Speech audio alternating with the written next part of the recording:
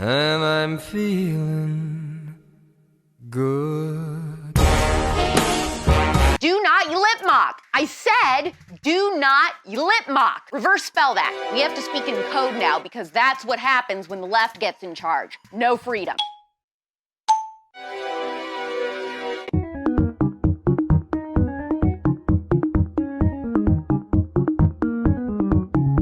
Young conservative staffers party in the Capitol to get back at Speaker Pelosi. Is Scarlett Johansson right or wrong to sue Disney? Marie Claire magazine wants more moms to get abortions on TV. And did Candace Cameron Bure post an inappropriate video while trying to talk about the Holy Spirit? I'm Alex Clark, and this is POPlitics.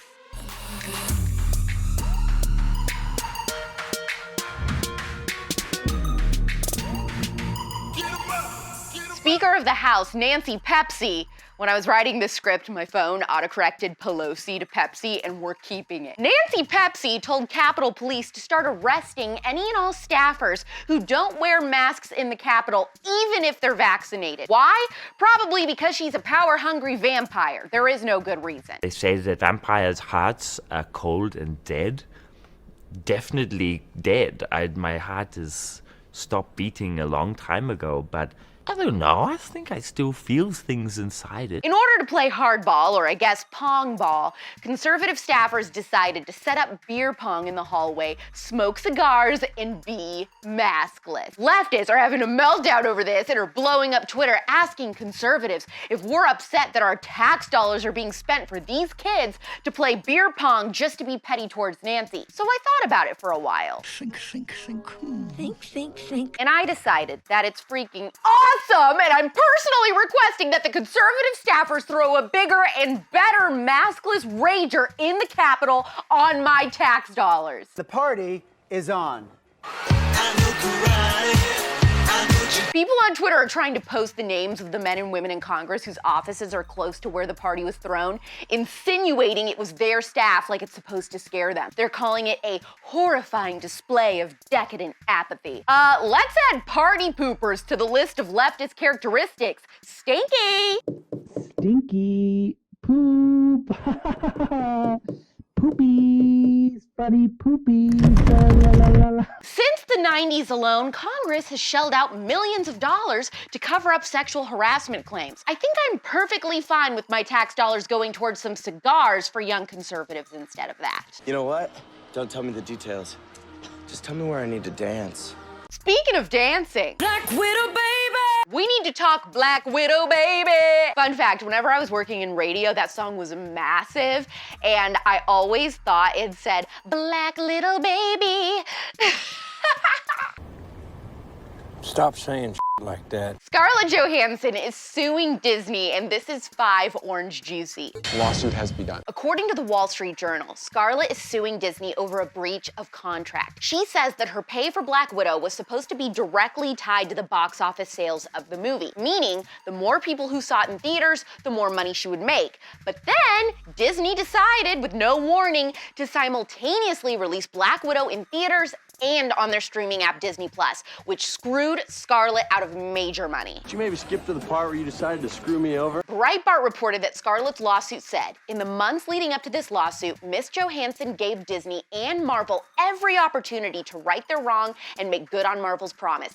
Disney intentionally induced Marvel's breach of the agreement without justification in order to prevent Ms. Johansson from realizing the full benefit of her bargain with Marvel, and that Disney said the lawsuit has no merit whatsoever. This all seems horrible. And then Disney said that Scarlett deciding to do this lawsuit shows a callous disregard for horrific effects of the pandemic. They're trying to say that she's selfish and should just accept this breach of contract because people are scared to go to theaters. It's very progressive of Disney to insinuate that a woman is selfish just because she's asking for more. Doesn't Hollywood parade around crying about equality and Time's Up and lifting up women's voices? Honey. Obviously, Scarlett Johansson knew she was going to probably make way less because of the pandemic and people not going to theaters. That's the point. Then Disney decided to screw her even more by releasing it on Disney Plus at the same time. Guess what? I stand with ScarJo. Disney looks absolutely horrible for this. Shocker. When do they not? They better watch out because Black Widows are poisonous. So many bugs this week. Oh, I'm so proud of you girls.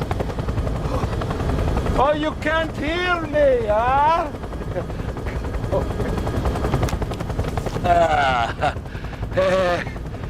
Wow.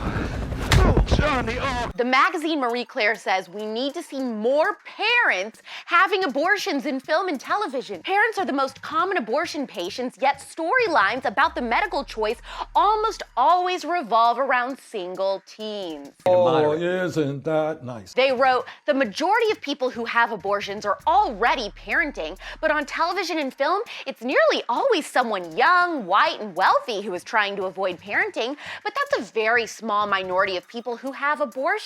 This fails those of us who have abortions because it doesn't allow for audiences to stretch their imaginations, empathize with our fictionalized experiences, and learn something outside of the same stereotypical narrative. Why do I have a feeling that if the characters were people of color and not white, that the left would also make this into a race issue? No, don't like that. Hey, you know what? Whether you have kids already or not, if you get an abortion, that doesn't magically make you not a mother. Pro-choicers will say that 6 in 10 women who have abortions are already mothers. They're partially correct. Actually, 10 out of 10 women who have abortions are mothers. They're just mothers of a dead child. Oh my gosh. If you're already a mother and you decide to get an abortion because you think it will be too much of a financial burden at the moment on your family to have another kid, or it's inconvenient, you're having issues with your child's father, or any other reason, my question is, why not kill the child that you already have given birth to? What is the difference to you? Wouldn't that have the same result? That's a good question. If you have a hard time answering that question, then ask yourself why. Is it because you think the fetus in the womb isn't a human being? If it isn't a human being, what is it? If we decide that certain human beings are expendable just because of their life stage, then to be morally consistent, we'd have to argue that any human being at any age who is inconvenient or having a hard time at life is expendable. So teenagers who are misbehaving and troubled, anyone who ends up getting injured, anyone who ends up getting sick, the elderly, and so on and so on. There is absolutely no logically consistent or morally sound argument to justify abortion, and that's the conservative. Well, hot dang. Candace Cameron Bure, who I think we all adore, I know I love her, posted a very controversial TikTok that has totally divided Christian conservatives. It was supposed to be this video about the Holy Spirit, but critics in the comments said it came off weird, creepy, and sexual. Watch this. Baby, I'm a gangster too, and it takes two to tango. You don't wanna dance with me, honey, I'm in love with you. Kind of weird, I guess, but I mean, I get it. I think she was trying to appear just like really strong more than sexual, and people looked at it totally the wrong way. Anyways, Candace did end up deleting it, at least on Instagram, and apologized, which she really never does. She said, I just came home and read a lot of messages that were not happy with my latest Instagram post that was a TikTok video. And I usually don't apologize for these things, but a lot of you thought it was weird, and I'm sorry. That was not my intention. I was using a very specific clip from TikTok and applying it to the power of the Holy Spirit, which is incredible. And so many of you thought that I was trying to be seductive, which clearly means I'm not a very good actress because I was trying to be strong, not sexy or seductive. So I guess that didn't work, but I deleted it. Maybe I was just trying to be too cool or relevant in a biblical way that didn't work. Anyway, most of you didn't like it, clearly, but there was a small percentage of you that appreciated what I did and understood my intention. But anyway, it's gone. Now I know what you don't like. Deleted. Do you think this video was inappropriate? Very spicy debate on a lot of stories today. I feel bad for Candace. I mean, that's kind of embarrassing to go through. But anywho. Very important. How do you say important in Spanish? Very importante. Why did you do this? You know better, right? Why? Tap the heart. Tell me if you agree or disagree with those Capitol Hill staffers, moms having abortions, and if Candace's video was too sexual. Share this episode with your Christian friends and get their thoughts. Plus, hit the save button. We're back tomorrow at 4 p.m. Eastern, 1 p.m. Pacific. It's pop culture without the propaganda every single day. I'm Alex Clark, and this is POPlitics.